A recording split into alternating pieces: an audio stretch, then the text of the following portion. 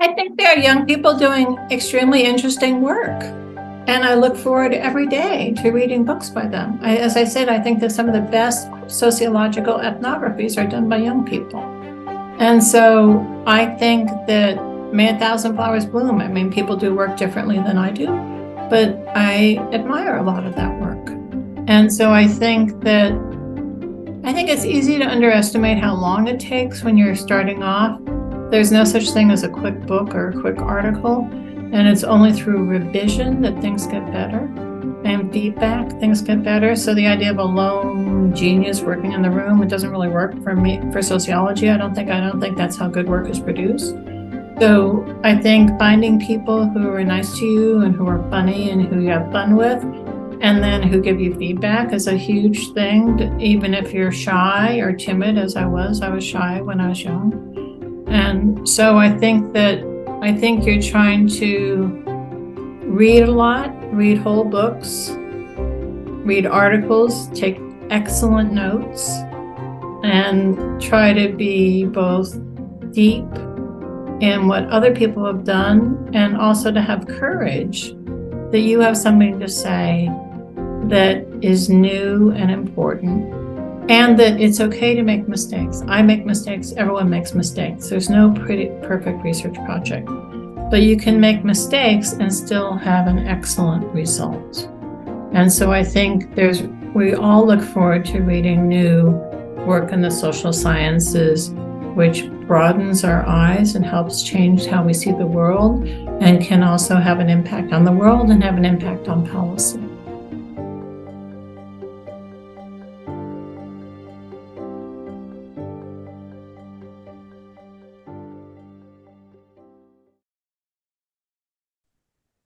Annette, it's a true pleasure having you on the Journeys of Scholars.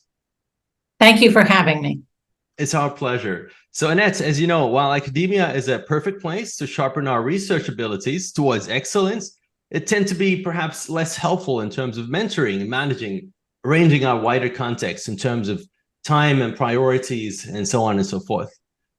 So this conversation is going to be about your journey of how to handle that, and how your advice in terms of moving forward from perhaps early stages to mid-career and beyond.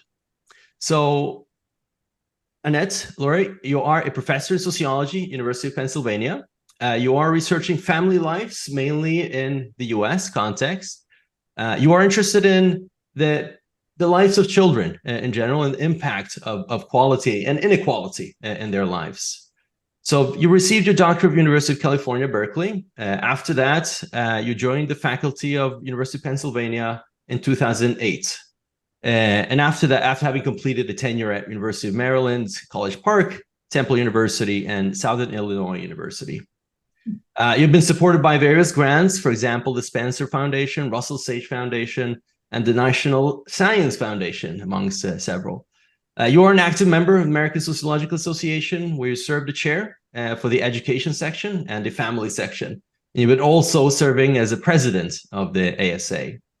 And so you've received numerous awards also for your research and the several great books that you've written. For example, the book Home Advantage received the prize for the Distinguished Scholarship by the ASA section of Sociology of Education.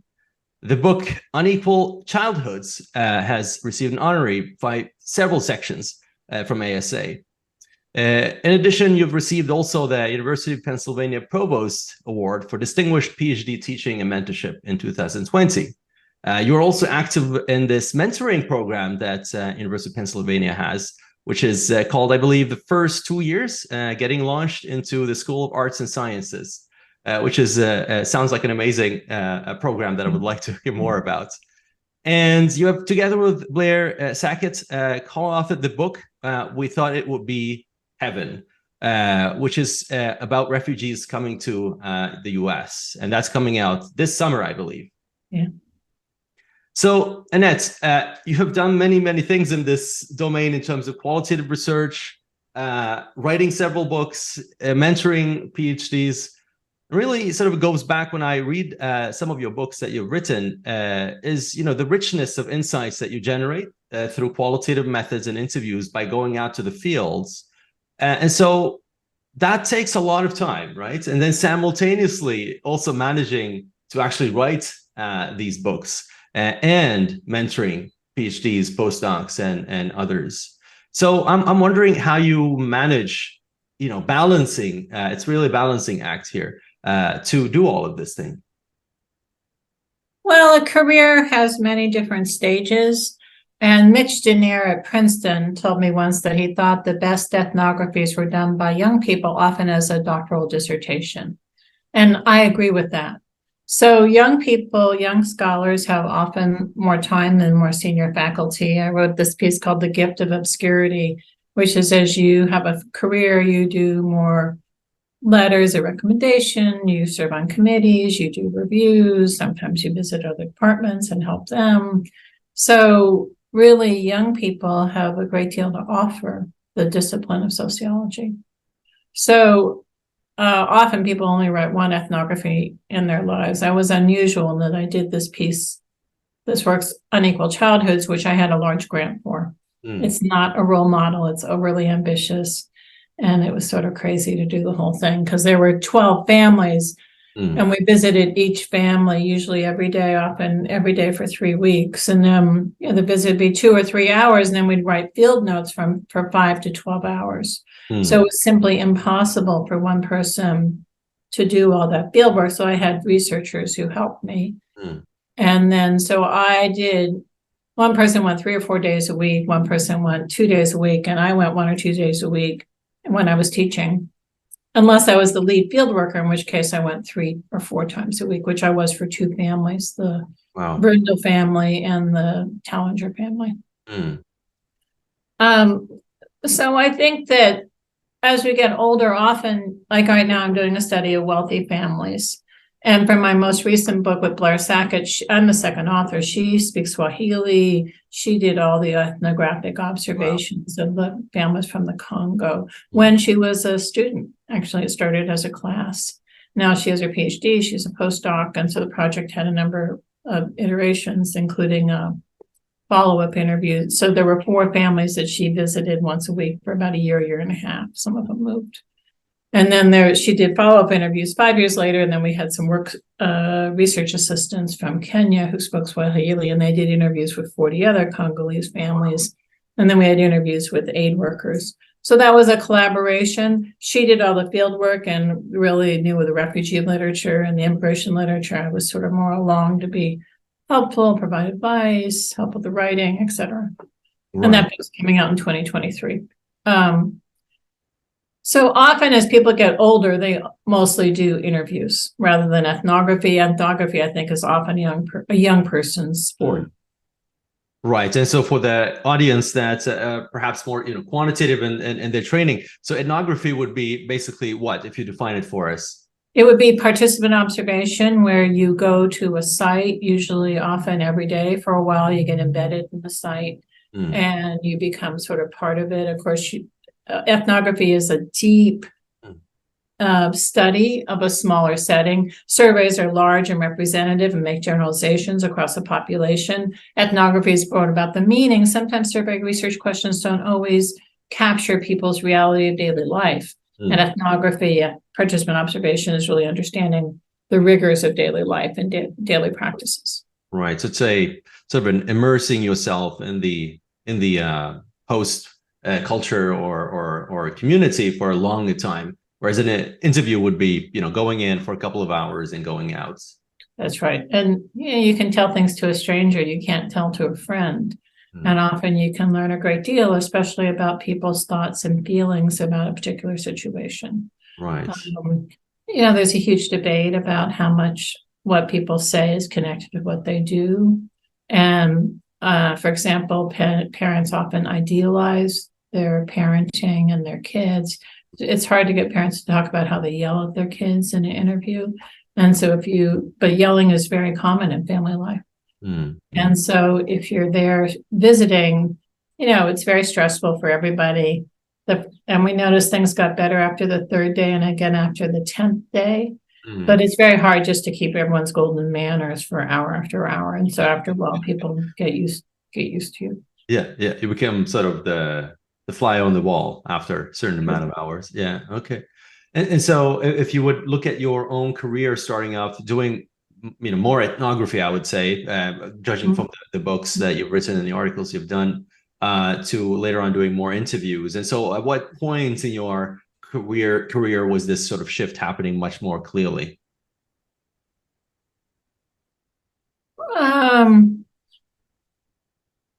It's hard to know. I think partly, I think certainly, let's say if I have about not quite a 40-year career, maybe the first 15 years were more observations. And then partly I was hoping to do an observational study with my current, I'm studying people who have high net worth now, which is often meant over $10 million. And I was hoping to do more observational aspects, but the pandemic happened. Right. Okay. That made it more difficult. Right.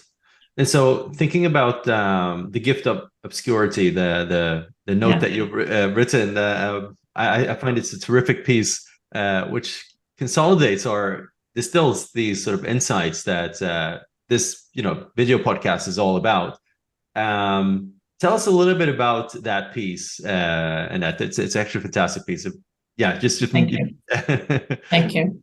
When you're a graduate student, you just feel like you're really busy. You have all these things to read, and you have all these papers. You're more dependent, often you're a grown-up, but you're still dependent on your faculty. You can't get a dissertation signed unless 3 or 4 people sign off on it. And so it's a relationship of dependence.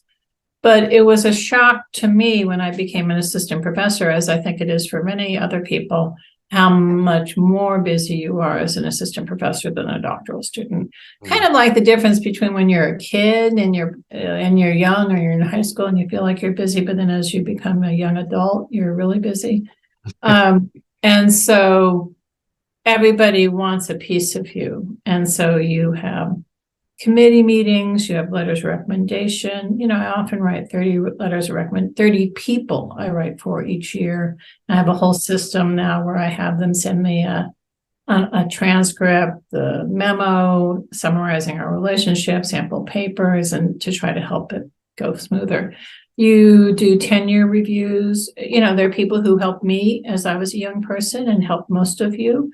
And then we need to help others. Sometimes you have graduate students, you often have a family, but there are many committees that make the world run. When I was president of the American Sociological Association, I was shocked to find how much labor goes into creating a conference. And I just did a small conference, and you need name tags, you need a program, you need bios from the speakers, you need a room, you need refreshments, and all of those things have to be organized. And so the university has curriculum committees. It has committees on gender and inequality. It has committees on improving the practices for mentoring. And faculty staff those committees. Right. So if you're like, now, of course, we have a huge crisis in higher education with a number of people who are adjuncts and lecturers, particularly in the humanities, but also in the social sciences. People in the natural sciences have to get grants to support in order to do the research they want to do. And all these things take time. And so the irony is that when you're young and nobody knows who you are, you actually have more time to read and do intellectual work. So you're obscure, but you have a gift because you have more freedom and more time to do your intellectual work, which sometimes faculty crave as older people who are accomplished and sometimes very well known, but they don't have the same amount of time to read and think. I think that's a great way of actually giving power to those that are in the beginning of their career, that they don't have that amount of success perhaps that they are longing for, but on the other hand, it's actually a time for reflection and writing, and that's one of the takeaways. I sort of like, oh yeah, well, wait a minute, I don't have to pursue that amount of success tomorrow or next year. I can just maybe enjoy the moments a little bit more. There's this book by Greg. If I would just add one more thing. In this book I wrote, Listening to People, which is about research, I close with saying to do research is an act of faith. because, I had many doubts during my research projects about whether or not anything good would come out of it. I made mistakes in my research. I was uncertain as a young person. And there are people who many years later come and say, oh, I love that piece, which is very nice. But they're never there when you're actually trying to bang out the piece. And so in some ways, you need faith that it's going to work out, that you're going to, and of course, it doesn't always work out. We all have rejected articles. We have projects that don't work. There are tragedies in daily life that shape our intellectual work as well. But often it works out. And so, but it's an act of faith to do research, that people will find it interesting, to publish it, that someone will want to publish it, to write. And in some ways, you just need to have the faith that it's going to work out, even if it's not perfect. It's going to be okay. And that's beautiful. So how do you build that faith? Like, how do you cultivate it? How do you, imagine that you are in the finishing phases of your PhD, or maybe you are an assistant prof, maybe you're an associate prof, and so how do you build that faith? I think the lesson from sociology is that human beings are found in social groups. And so I'm in a writing group with two wonderful people who were also sociologists, another institution. And we meet every 3 weeks for 2 hours. And they're funny, kind, but they also have high standards, and they're very critical, but they're also constructive. And so I'll say, what do you think? And they'll say, great idea, but you need to do this, this, and this to make it happen. And similarly with their work, I read it and I say, I can see something really important here.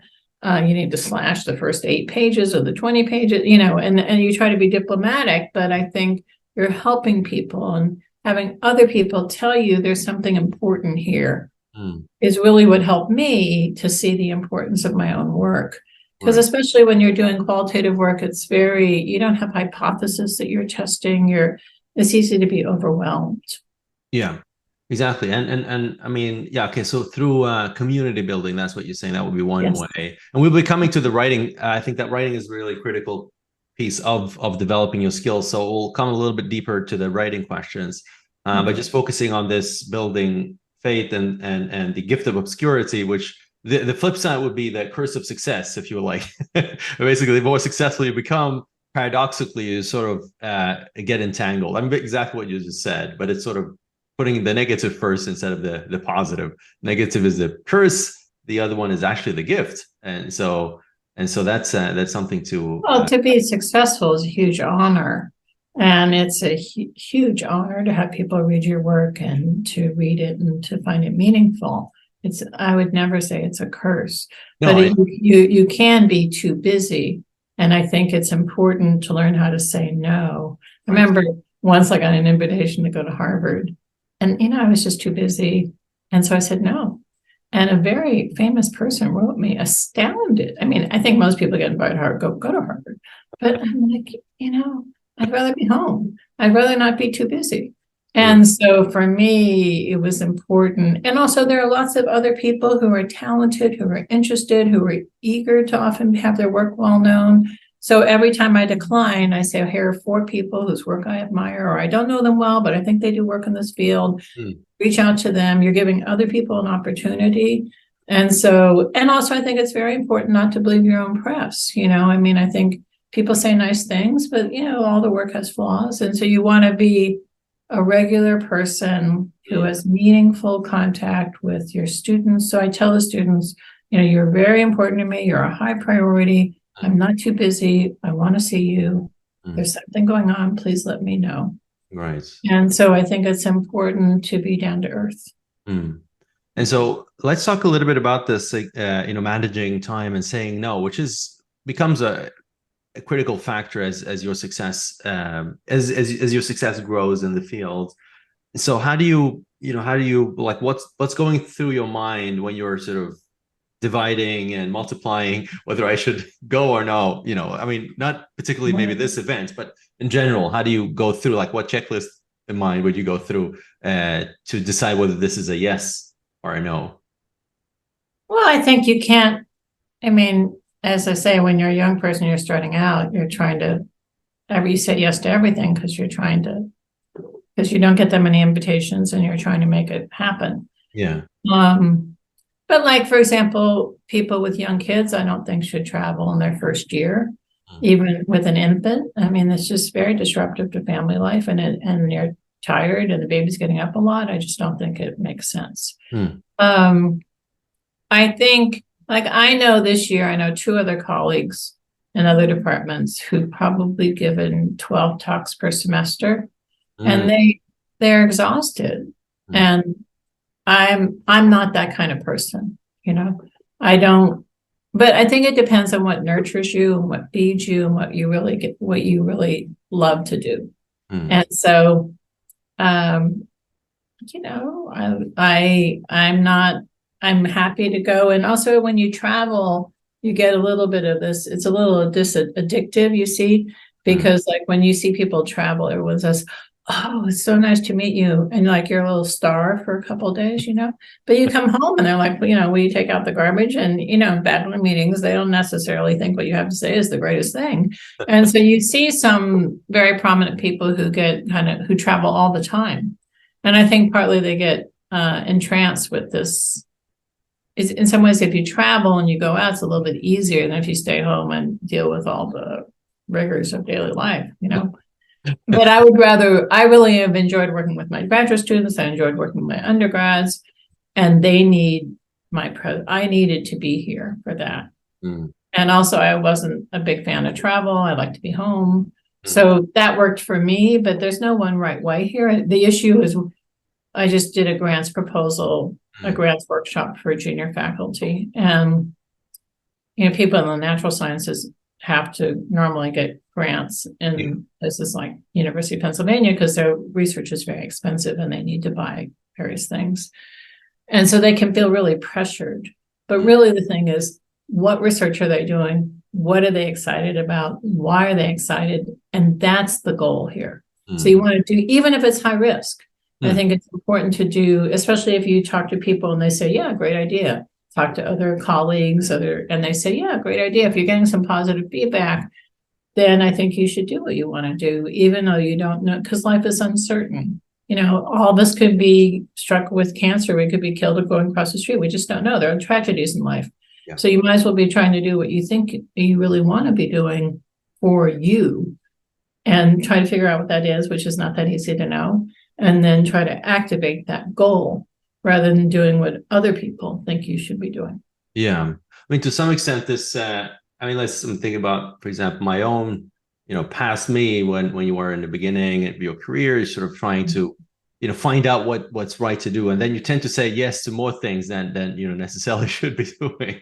And I guess we all walk through that phase where you tend to say yes more often. And so at what stage, in your own career, did you find yourself, saying more no to travels and like also research engagements in various ways? I think, let's see, I guess in my 40s, 30 or 40s. But it comes at different times. There's not one right way here, but I think that there's just a point in the life where sometimes things can change very rapidly. Yeah. And so at first you're trying to get no, and then all of a sudden you have too many requests.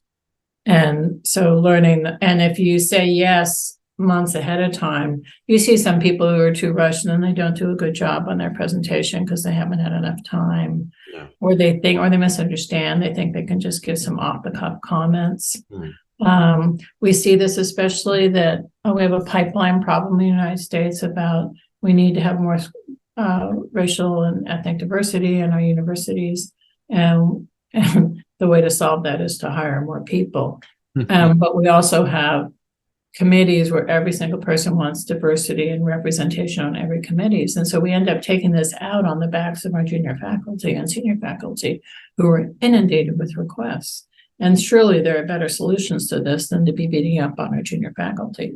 Right. So they need especially to learn how to have somebody who they could say, do I need to say yes? Because some of the things you need to say yes to. Yeah. And you need a local knowledge. You need somebody in your department not a dissertation chair from another institution. You need somebody in your institution to tell you what you should be doing. Like in my institution, it's very important to go to any social events, any happy hours, and even if they're inconvenient. It's because there aren't that many in social sciences. Generally, there aren't that many. In the natural sciences, there are more actually. So even if you have to cancel plans, it's very important to go. It's not just like something you can miss. You're supposed to be there. Yeah. And so you need somebody but nobody really tells you that directly.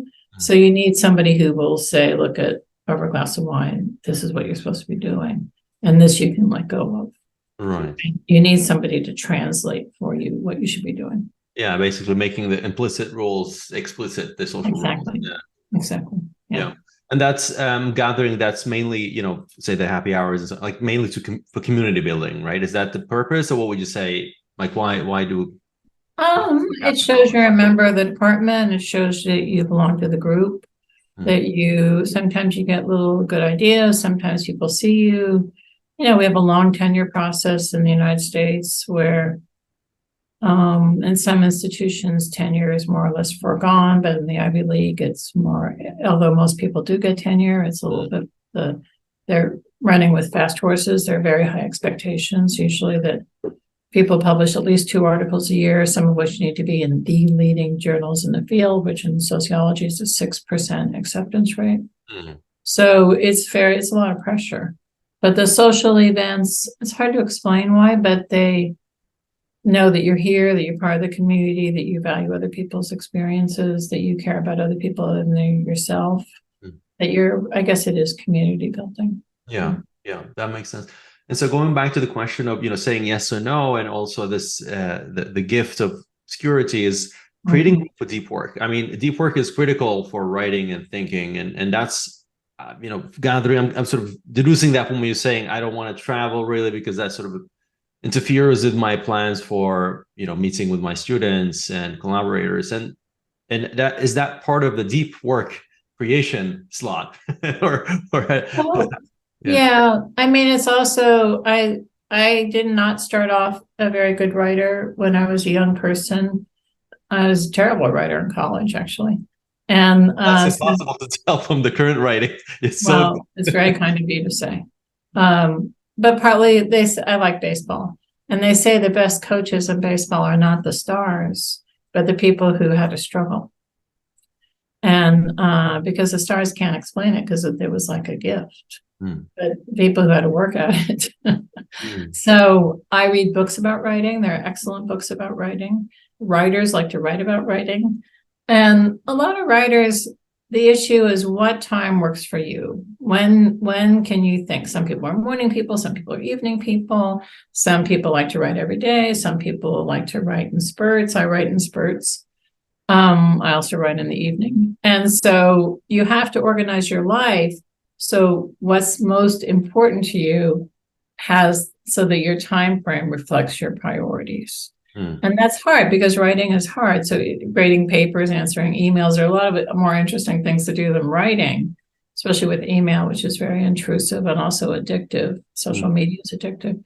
So trying to find a time where you could write this Pomodoro method where you take 25 minutes, but organizing your life so you have time to do the things, spend time with children, spend time with your partners, whatever you're trying to do, you want to make sure your life has time to do that. And sometimes you can find yourself running around not doing what you want to be doing. Definitely. And so then it's a time to reflect and then make adjustments so that, you have people who count on you and other obligations and there are times like when you have elderly parents who are sick and young children, then it's a more challenging life stage. But generally trying to make sure that you have time to write and to think, and that does not happen naturally. Only you can create. So I say, if you say, oh, I wanted to write them, they go, you can miss it. But if you say, I have an appointment, and the appointment is with yourself to write, then people don't challenge you.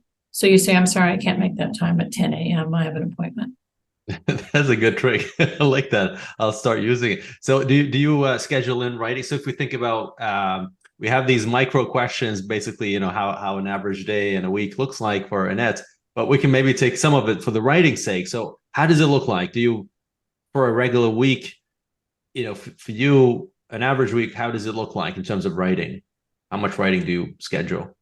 I tend to write in spurts. So for me, I'm more deadline sensitive. So I set up deadlines. I say, oh, I'll give a paper here, or like someone just asked me, do I want to go to give a talk in September? We're talking in May here.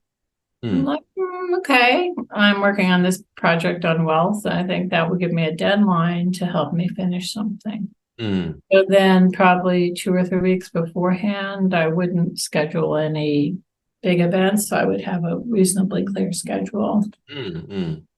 So I'm saying, okay, I'm going to be working on this paper for about 3 weeks. I have to teach, I have to meet with students, but I'm not going to take any trips. I'm not going to do anything big. I might miss a family event. And so that I have this time to do this, Right. So that would be, roughly speaking, excuse me, 50-60% of your time, maybe not waking hours, but working hours. I mean, I'm just guessing maybe 20-30 hours of writing.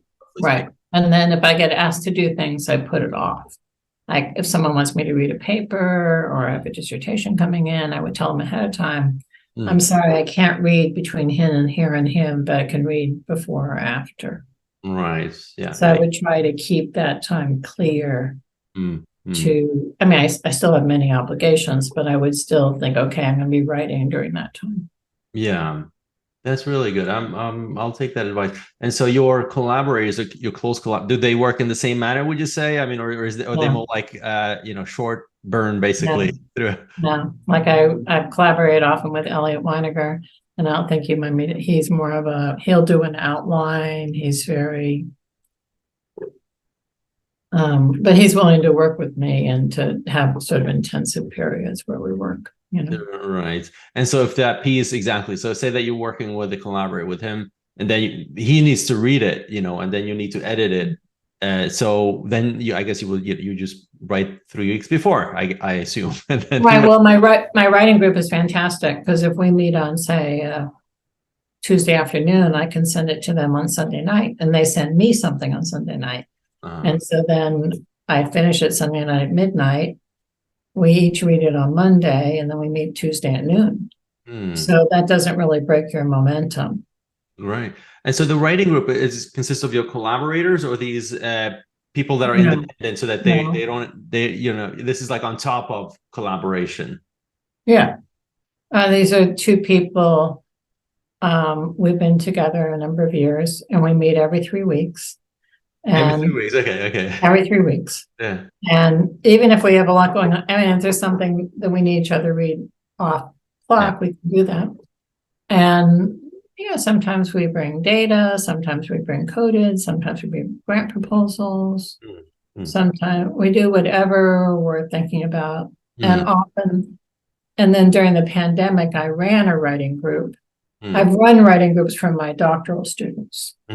And we would meet usually every other week, and 2 people would be up, and everybody would read the 2 people's work, which would be like 40 pages, double space.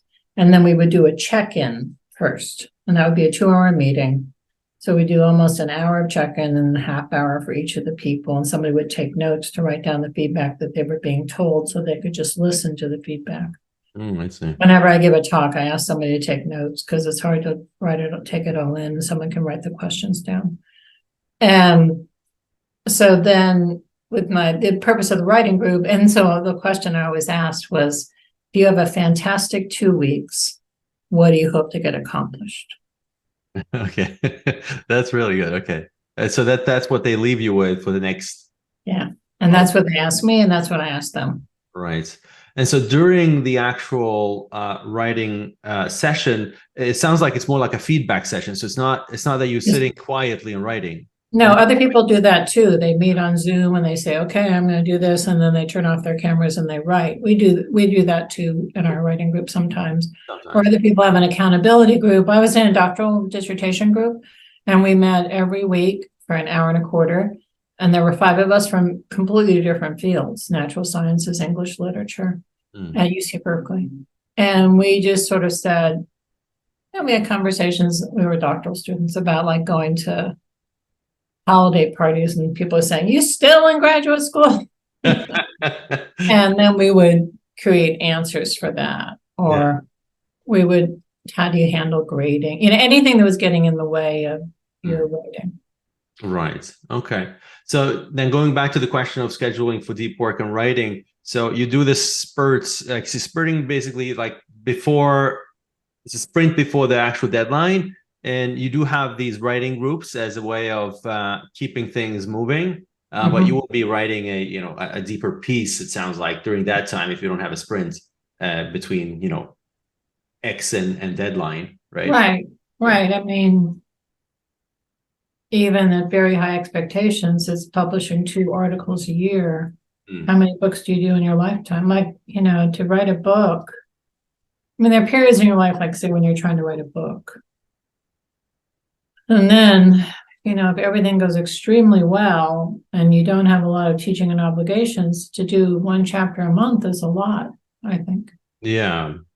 I mean, it's not like in epidemiology where it's like 5 or 6 papers a year, but they're shorter papers. And sociology is more, basically, and so for the writing of a book and writing for an article, a book you can't write in 3 weeks. You must have some other strategy to handle that. So to tell us a little bit about your strategy of writing a book. Well, I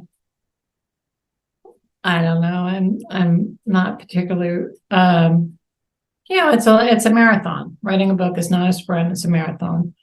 But again, you want to break it down into component parts. You want to think, I'm going to work on this chapter. Often you can get a book contract with 2 chapters and an introduction, or 3 chapters and introduction.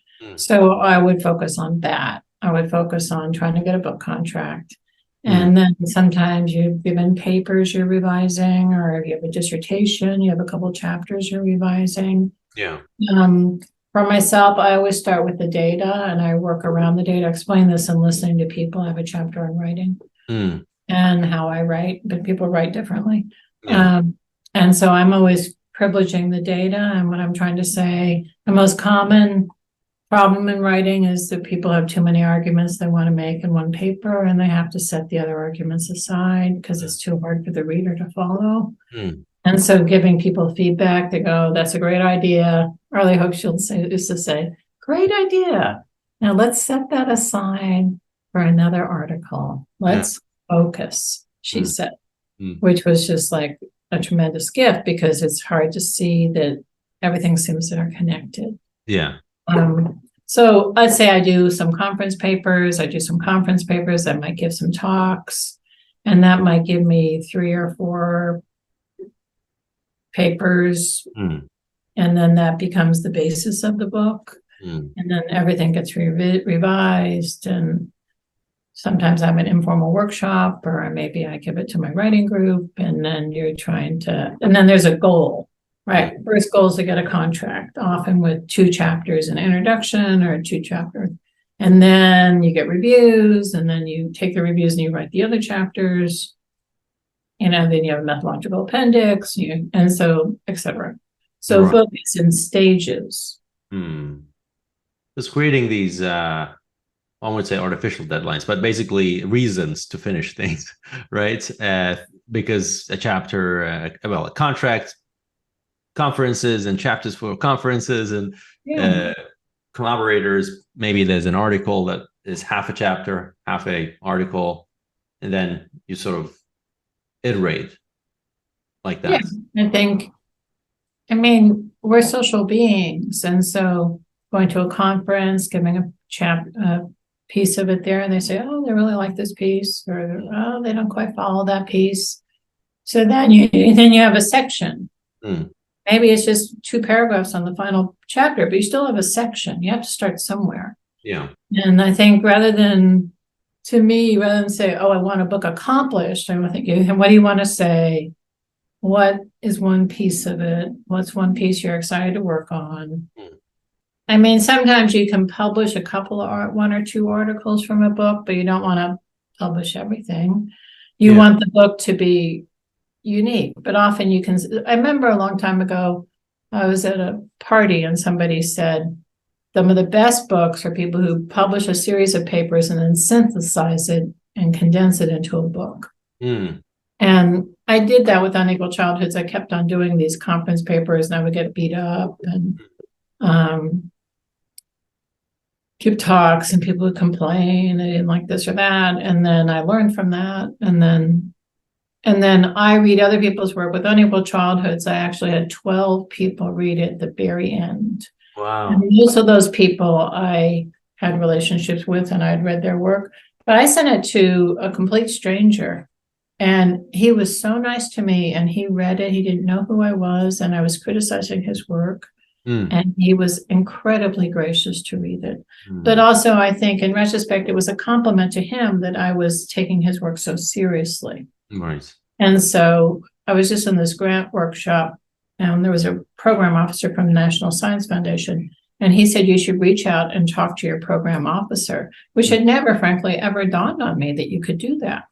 And so, I mean, you can't reach out to editors in journals, but you can talk to book editors. Right. You don't want to promise them anything because they're, you want to wait till you have some reviews. Yeah. And there are various considerations about which press you're going to go to.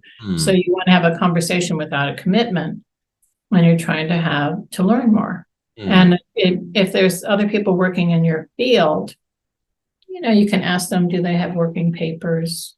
And like, I get many people who want me to read their work and I'm sorry, I just don't have time to do that. But there ought to be people in your institution who would be happy to read for you, including other doctoral students, including other faculty, people whose job it is to help you. Right. And so, I mean, I've seen some books where the actual article is published as a chapter and they, just basically have permission to do that. But that doesn't sound like the exact way that you were, suggesting people should do it. They should do that, but maybe then rewrite it in some fashion to create this synthesis of a grander story. Or would you say both would work? Or I think it's a deeply personal choice. I think it depends on what works best for you. I think book editors would not want more than 2 articles to be reprinted in a book, generally. They want the book to be new, because if you could read all the articles, why does the book need to be published? Right. But I think that the idea is that some people work in the morning, some people work in the evening, some people like to write outlines, other people don't. Writing's very personal. So whatever helps you reach your goals and what you're figuring out what your goals are and then figuring out what will help you reach your goals. That's the name of the game. It's not that what I do is helpful for other people because it's a personal decision. Yeah, I mean, it's more like an example of how one could work in terms That's right. That's right. rather than this is how you should work. That's right. Yeah. That's right. So you told us a little bit about your early journey as a writer, that you struggled a little in the beginning, and so what did you do? What did you do in terms of progressing and becoming a better writer in general? And again, it's more of what you did and not necessarily what others should be doing. Well, I had a class in high school actually on journalism, and that person, Trish Hauk, who was a wonderful person who's no longer living, said, cross out every extra word. And also not putting, you write what you write and then going back and reading it with fresh eyes. I like to, it's out of fashion to use printing, but I think when I read on paper, I read more clearly than on the screen. So I write on the screen, I edit, and then I print, and then I read it, a printed copy. And then I mark it up and I edit and then I print. And I might print 6 or 8 times in one work session, using recycled paper, but still, because I need each time I I see a word, I see a sentence that's stumbling and it's not quite clear. Each time you see it with fresh eyes. Right. There's a book called Clockwork Muse by Zerubbabel, which is a very different way of writing. Lots of people write about writing, and so I read about how other people write. And that was kind of interesting to kind of see, well, does that make sense for me or not? His system was too complicated for me. I could never do that. And I sort of think, well, if I did a paper and it worked pretty well, what worked? And sometimes people ask you questions about what worked for you. And so it took me a while to graduate. I work at night. Okay. And it's like late night, basically, or yeah, it's pretty inconvenient to my life here, including my husband. Okay. But we work it out that we have dates and we see each other and the most I can only really work 3 nights a week. It's too much to work more than that. Right. And what about sleep then? What about sleep? When do you sleep? You sleep during I arrange my life so nothing important happens before 10:30 in the morning. So I never have, I can still sleep a full night, or sometimes I'll take a nap and then I'll sleep 5 hours and I'll sleep an hour and a half in the afternoon. Okay. We don't have kids at home anymore. So, but I think it was whatever, like I know a lot of people who are morning people and they're fresh in the morning and they work. And I know some people finished a book with little kids in their house and they got up at 4 a.m. and they worked from 4 a.m. to 8 a.m. Wow. Okay. Yeah, that's and then they had to get to sleep early to make that work. Yeah, they exactly. did. They still manage. Exactly. I mean, this is about what you said earlier. Just it's really personal, finding the personal way of arranging life so that she sort of lend itself to work, family life, and beyond. Yeah, you don't write that many books in your life, it turns out. I mean, if you look at most people, I mean, in maybe 30 years, I wrote 2 books. And then the pandemic happened. And I had a draft of this book on methodology. Listening to people, and the pandemic happened. And we had a, difficult beginning of the pandemic where people getting sick. So nobody died, fortunately. And I was very nervous. And the only thing that helped was writing. And so I finished listening to people during the pandemic. And then this book with Blair had been going on for a long time, and we were able to finish it, which is fantastic. And well done. Yeah. So, but usually you don't write that many books in your lifetime. Look at most people around. Most people don't write that many books. Yeah, no, that's actually a good point. And so thinking about the writing for, the big journals at AJS, American Journal of Sociology, American Sociological Review, which are, the top 2 for sociologists. How do you, I mean, that's sort of the currency of our business, especially in American sociology. You need a couple of those now, it turns out, to get an assistant prof at a top university. How do you, as a former president of ASA as well, like what's your advice? I think good work comes through revision. So you give a conference paper, maybe it's a class paper, and you revise it. You give it at a conference and you revise it. You revise it, you get critical feedback and you revise it. The most common mistake young people do is they send a paper into a journal before it's ready. They send it too early. And I think it's easy to underestimate how many revisions it can take to finish an excellent paper. And so I think you have to keep revising it longer than you think is possible or necessary. And you think it's clear, but other people don't find it clear. And the competition is so stiff that often just one little thing can turn it off, So sometimes people want you to, there's often literature which is not quite relevant, but other people think is relevant. And readers get really mad if you don't cite that literature. So you need a footnote that says, I know you think this is relevant, but this is how I see it as being related to my paper. And so this paper, I'm excluding it, but if you want more information on it, see blah, blah, blah. And so it's very important that all relevant literature is discussed, even in a footnote, so that the readers who have their own cup of tea, don't get mad at you, and understand what you're doing. Right. And, you know, if they say you're not doing it for these reasons, then they go, okay. Or maybe they don't go, okay, but they understand what you're thinking. Well, if you don't mention it, they think you don't know about it. Right. Exactly. That's bad. Which can come back and bite you. And so what's that? When do you know that it's finished? Like, what's the revision number? I mean, it's not a certain number. It's an intuition about now it's done. Now we submit. Right.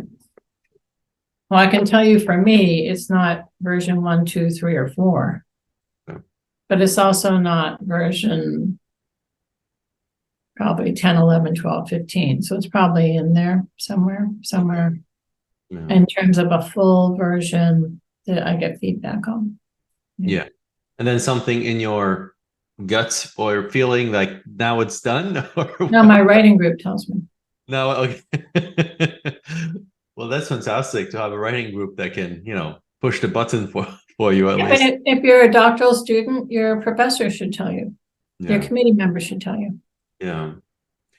So in terms of the thinking about, so from a European perspective or even global, not being in the US, but wanting to maybe write for a not only a US market, but say an international competitive sociology or in social science, what's your advice for, beyond these things that also need to be ticked, what we just talked about, it's also the language issue, how to handle that? Well, I mean, there is a long language issue, and sometimes people can have a native born reader read it or pay for an editor, which is possible. But the other thing is that the expectations of what constitutes social science and evidence is very different cross-culturally. So if you look at England, a lot of those journals only allow 7,000 words or 8,000 words. The work is often much more theoretical than in the United States, but there's not as much data and qualitative methods. And so you need to look at the articles in the journal where you're submitting your work to see if you can bring your research into compliance and to be consistent with the mode of inquiry and evidence and claims that you see in these journals. Right. And that's beyond, the language issues, just the aligning of culture, like the expectations of what we want to see on paper. Yeah, like we're much more data heavy. So if you look at the qualitative articles in American Sociological Review, there might be qualitative articles, there might be 15 or 20 quotes in there. And there might be a table with some more quotes. Right. And there's a lot of detail, what we did, who we interviewed, how we found them, what the response rate was. And listening to people, I have a list of a methodology check you might think of for a qualitative article. Right. In England, they don't put that in England. They just don't see it as necessary. They're more theoretical. Right. So it's basically an act of having to read more of the American articles which is sort of self-evident. If you want to target that audience, you have to also read. Yeah, but maybe you don't need to target that audience. Maybe you could go to a European journal or an English journal or a Swedish journal. Do you really need a US article? Because it's a different experience. It is a different experience. And so what about, thinking about these colorful journals, such as what they call Science, Nature, PNAS, and so on, from a sociological perspective now. So think about, US sociology, and now we see more and more sociologists publish in these types of journals. Often they have more computational, data. Where do you see? Once one of my mentors said, if you have a PNAS or science, like science they would know, but PNAS very few people might know in the community when they hire you. What's where do you see things that moving now for sociology? I think it's excellent. I think, I remember when the head of National Institutes of Health stepped down, he said, they spent all this money producing vaccines. He said, the social component is important. I'm like, yeah. But NIH funds very little social research.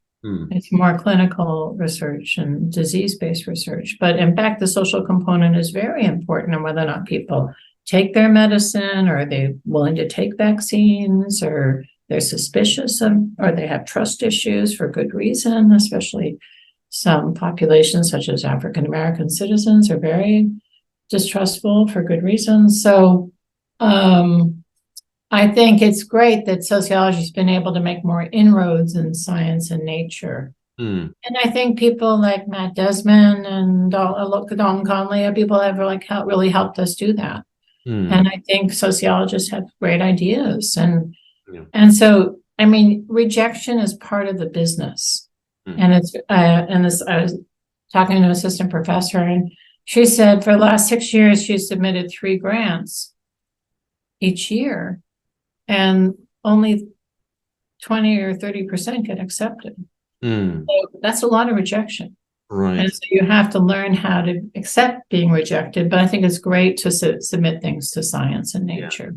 Try things. And you still, I mean, talking about rejection, do you still see these amounts, like this rate of rejection for your group and your research? Is it, hopefully it has gone up, at least with skills where one can at least feel trust in the fact that I get rejected from journals, you know. Get rejected. You see the rate of rejection for your over the years, like the past 40 years. Hopefully, at some point, they increasing. Hopefully, so that at least the skills and getting better. It's yielding. I think. I mean, I didn't submit enough as a young person, and so I should have submitted more, because I was overly timid about submitting. Okay. And I didn't submit enough. So, I should have been submitted more, and I should have been rejected more. Yeah. Basically just do it and build a thick layer of skin. Yeah, it was hard for me.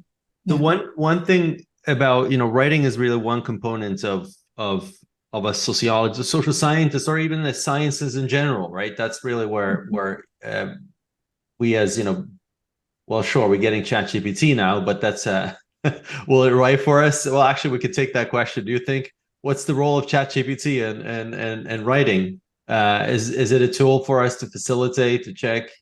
I think it's too early for me to have gathered my thoughts on this. It's May 2023. It's a very evolving situation. Yeah. So I think we don't know enough yet. Yeah, that's my sense as well. But really what I wanted to ask in that sentence was about, building excellence in fieldwork methods. I mean, that's where, you've written a whole book about this, listening to people, which I'm very much looking forward to reading in depth. And this is also an interview. When we talk to each other all the time. I mean, and we are social beings. So can you tell us a little bit about that book? And, if there's a core advice in a couple of sentences that you feel like this is the main takeaway, and then we can maybe have a little bit deeper back and forth about this. Well, listening to people is a very practical, down-to-earth guide to doing in-depth interviews and participant observation. And the idea was, it's very practical, and it addresses things like eating before you go to do field work. It's about clothes. It's about writing field notes. It's about asking probes and an interview bag and getting directions. A very practical guide. But I also do talk about excellence, because I don't think anything goes in qualitative methods. I think some qualitative studies are better than others. And I especially appreciate studies where there's a real depth of the data. You feel like you're on somebody's shoulder, and you feel like you can see it too. They're not just telling you, they're showing you in the quotes. And that there's a vividness and a liveliness. So you just feel like you're there. And that is, I think, the gift of qualitative research, is they can really bring you into the situation, so you really feel like you're there. And a lot of that is about vividness and detail. And so it means that we need to elicit those kinds of detail from our respondents, and we need to probe. So in the book, I describe this very talented, very smart, very helpful research assistant who was new to interviewing. And I found the probes to be overly general, and I had some suggestions for how the interview could have gone, and I didn't think it went as well as it might have. Okay. And then I have and I didn't have a transcript from an interview I had done early in my career. And then I showed a similar interview with a similar interview guide, and I showed how I you have to make a lot of hard decisions because somebody says one quote and then they gives you 5 different directions you could probe. So then depending on your research question, you have to think, okay, what's my priority? What am I going to do right now? So you're thinking on you're thinking while you're nodding and looking interested, and you're sort of thinking, how much more time do I have? What do I have to ask? What's my priority? How do I do this? All the while you're looking engaged. It's a tough job. And so I describe in the book what I see similarly with field notes from observation, what are excellent field notes and what are not as excellent field notes. So I talk about how to create what I consider to be excellent work. Right. Because that's something that comes back in your work, is that you want to raise the bar for qualitative research. And so, so let's talk about that. Like, so what's that, what does it mean to raise the bar here? And how do you, where do you think qualitative research in general, and sociology perhaps particularly, could get better? Where has it already gained a lot of traction? I think that we want people to understand what you did and why you did it, but we don't want the work to be about you, in my view. I mean, I understand the issues of postmodern dilemmas, and I understand the issues of positionality. Reasonable people disagree. I see benefits from both insiders and outsiders, and as I describe in the book, they both bring virtues to research. And so I think that we want research to be detailed, to be focused. And I like the research to answer an intellectual question, to say, so what? So what's important? So what's the contribution? Not just that, as my dissertation advisor once told me, it's complicated, but what do we learn? You can presume that everyone else has read this literature too. So they don't need you to spend time talking about it, but you need to show what you've learned from your interesting and exciting research to help advance our thinking. Is there a pebble in your shoe? Is there something that bothers you? You're trying to advance it and help them teach us something new that we didn't know before. Right. And so that's what I mean by making it clear what your contribution is from the research. And often I didn't know what my contribution was. Other people told me what my contribution was. And I'm like, oh, that sounds like a good idea. I think I'll do that. Or there were quotes that I was super excited about that I wanted to use, but I needed to connect the quote to the literature and to my contribution. Right. And so I think all those factors are important in producing high quality research. Right, including the theorizing of those sort of insights, right? So it's sort of exactly. Right. Exactly. And so for what do you what domain or what maybe dimension, I would say, of qualitative methods do you think there is more can be done to improve the general state of the art, like in terms of methodological development, and where is it already very good? And this is a general statement. I think there are just many different types of qualitative research. I don't think there's a one size fits all. And people who do phenomenology have a different set of goals than, say, I would have. I think that we want to be sensitive to the subjective experience of people. We want to deeply respect that experience. I don't expect my respondents to read my work and give me feedback on it. It's very hard to. And in the second edition of Unequal Childhoods, I had a long discussion about how I hurt people's feelings in writing the book, which I, regretted deeply, obviously. But I also think that researchers, I never used the word social class with my respondents. I talked about people in different walks of life. Right. So I don't think we can expect our respondents to do our sociological analysis for us. I think that's what we bring, having done the reading, and we have a different goal here. I think it's very important to thank our respondents, to get back to them in some way, to give, I bring a gift, or I bring, sometimes I do a brochure describing what I learned. Right. And I think that's important, but I think that To me, the thing that frustrates me the most is I feel sometimes the data are overly general and we don't understand in sufficient detail exactly what is going on in the scene, or that it's too descriptive and the contribution and what the way in which it advances the literature could be clearer. Right, right. And so, if you have a young scholar entering the field and sort of maybe knowing a little bit about qualitative, but statistics. I mean, qualitative, as you said, there are many different avenues there. What's your advice about them learning about methods in general? Well, I think they should find articles that are books they admire. And they think, if I wrote an article or a book like this, I would think it's the cat's meow. I would be pleased. And then ideally, they should choose people to work with who do that kind of work, because faculty are going to try to mentor you in that kind of work. And then also you can study that kind of work and see if ways in which you can emulate that work in some way. And so I don't think there's one right way here, but connecting yourself to people whose work you admire and connecting yourself with other peers, you can learn a lot from your other graduate students or other young faculty or other senior faculty, other people approximately of your age group or rank who are doing work you think is fantastic. And then I think that's what's crucial here, because people are going to try to train you to do what they do.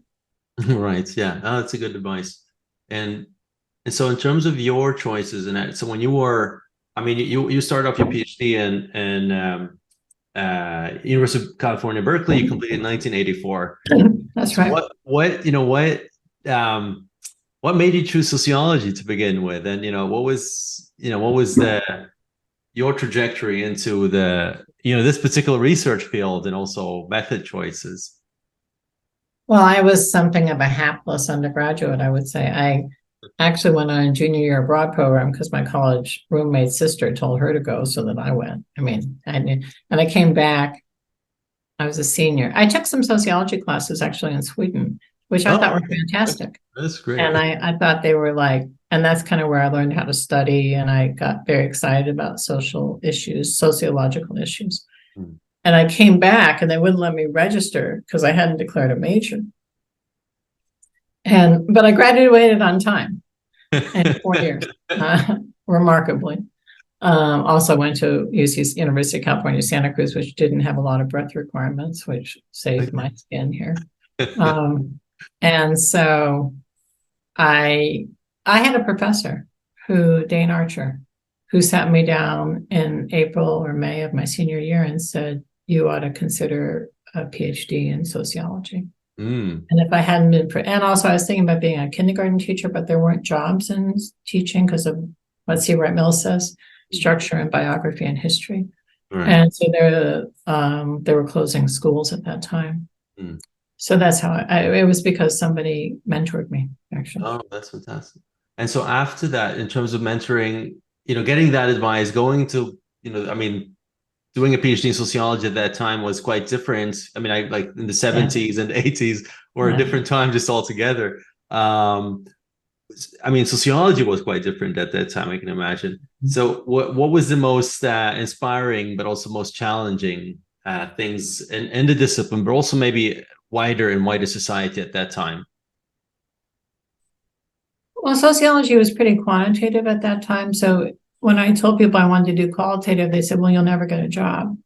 And which, seemed possible, but I just thought this quantitative work didn't suit me.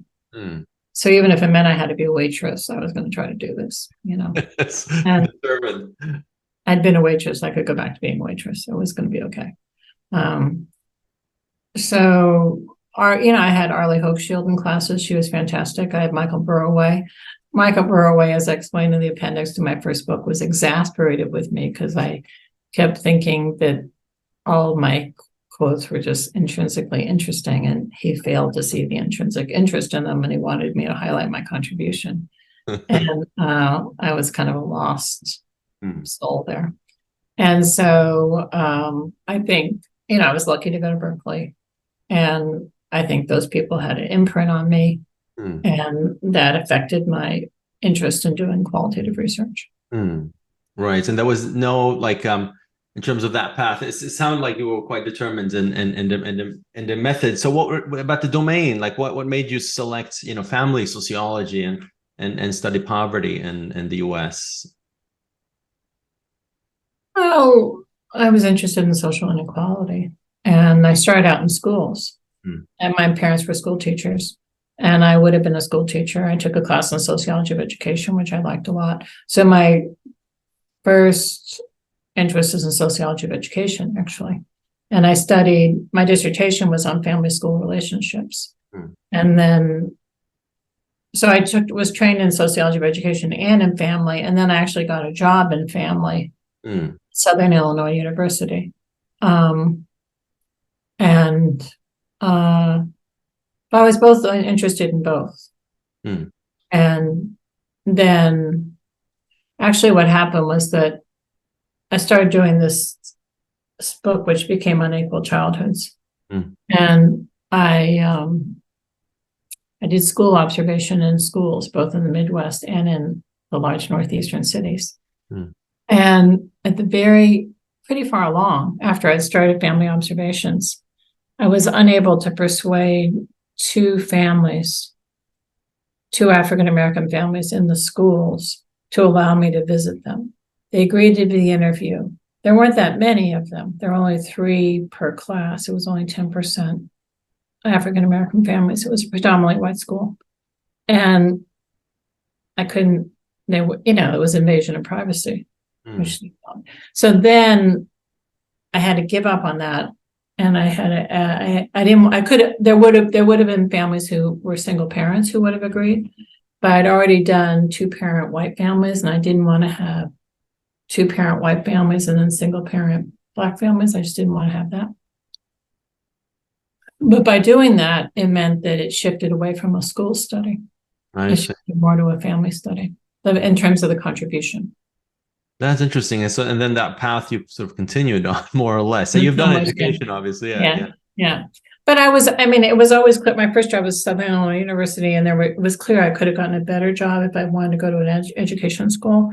But I wanted to stay in sociology. I wanted potentially to do family and inequality in other ways. Right. So from the very beginning, I was interested in a broader set of questions. Yeah.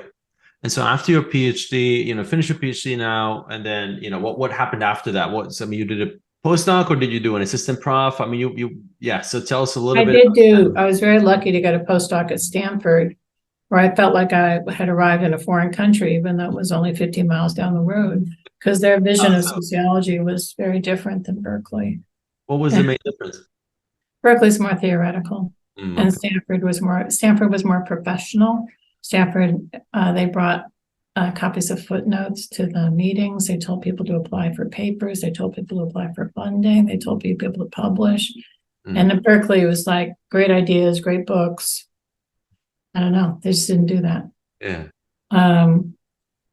So it was a huge adjustment, but it was helpful. And then I got a job in the Midwest at Southern Illinois University. I lived my whole life in California, so this was a huge shock to move to a town of 25,000 in the middle of the country. It was a huge shock. I was single, and it was a huge adjustment. But people were really nice to me. They invited me over for dinner. I met a bunch of people. It was small town life has many charming aspects to it. Yeah. Yeah. And then I moved to Temple, where I was for 15 years. Right. So. Right. And then after 15 years there, I went to Maryland, and then I went to Penn in 2008. So I've had 4 jobs, which is unusual. And, Penn's the Ivy League and I think there are a lot of very smart people working in universities where they're teaching 3-3. And so the inequality in higher education, of course, is fundamentally unfair. And it's not that people at the top of the system are necessarily more accomplished or smart or doing more interesting work than people though the structural resources are very different. So I Right. think I've always had a broader view of, and also partly because I didn't know what I was doing for a lot of my career. So I felt like, and also research on first generation college students show that it's hard for them to grasp the rules of the game and the cultural knowledge, which is cultural capital. And so people need formal guidance. And so now, like when I talk to my undergraduates, I say, what are you doing after graduation? Which I never would have asked before. I just started doing this last few years. Yeah. And some of them are identified as first generation college students, and their families love them very much, but they can't help them navigate professional jobs. And I'm not an expert, but I'm a good enough resource to help them. Half of jobs are filled through social ties. So I can say, well, do you know anybody in that field? Or sometimes they know they can go to the career office. They can do an internship. They could go in psychology. They could go work in a lab. So if you can help them make a connection to start this process, and even though I'm not a career person, and they would never bring it up, but if I bring it up, it can be helpful.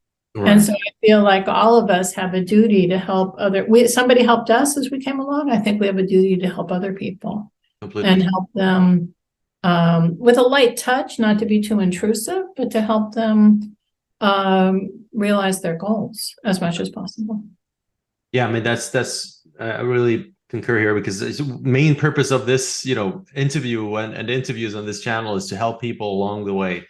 Although, we need those micro communities to be in and people there to help us to make those sort of concrete choices in that context. Hopefully, our conversation here can at least help them to arrive to the point where they are at least, maybe curious about the question, asking it, or maybe the professor is helping them asking that question.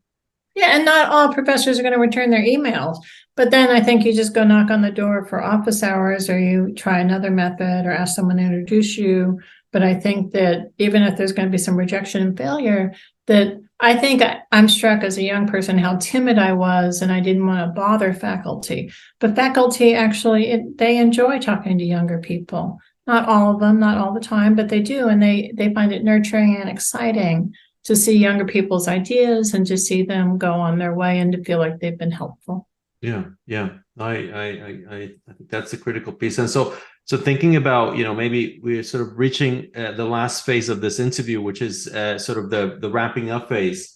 And so, and as you've been now working for about 40 plus years in the domain of sociology, or what are we at? I guess it's 38 years, maybe. 30 years, maybe. Yeah. Okay. No, 38. 38. So approaching 40. Yeah. And so to sort of take that 40 years of experience, I mean, and condensing it to where do you see, people starting off? What's your sort of overarching advice here and moving in the field of sociology, but maybe social sciences in general? I think there are young people doing extremely interesting work. And I look forward every day to reading books by them. As I said, I think that some of the best sociological ethnographies are done by young people. And so I think that may a thousand flowers bloom. I mean, people do work differently than I do, but I admire a lot of that work. And so I think it's easy to underestimate how long it takes when you're starting off. There's no such thing as a quick book or a quick article. And it's only through revision that things get better, and feedback, things get better. So the idea of a lone genius working in the room, it doesn't really work for me, for sociology. I don't think that's how good work is produced. So I think finding people who are nice to you and who are funny and who you have fun with, and then who give you feedback is a huge thing. Even if you're shy or timid, as I was shy when I was young. And so I think you're trying to read a lot, read whole books, read articles, take excellent notes, and try to be both deep in what other people have done, and also to have courage that you have something to say that is new and important. And that it's okay to make mistakes. I make mistakes. Everyone makes mistakes. There's no perfect research project, but you can make mistakes and still have an excellent result. And so I think we all look forward to reading new work in the social sciences, which broadens our eyes and helps change how we see the world, and can also have an impact on the world and have an impact on policy. Annette, thank you very much for those words and for your time. Thank you. I enjoyed it. Thank you very much. It was our pleasure. Thank you very much.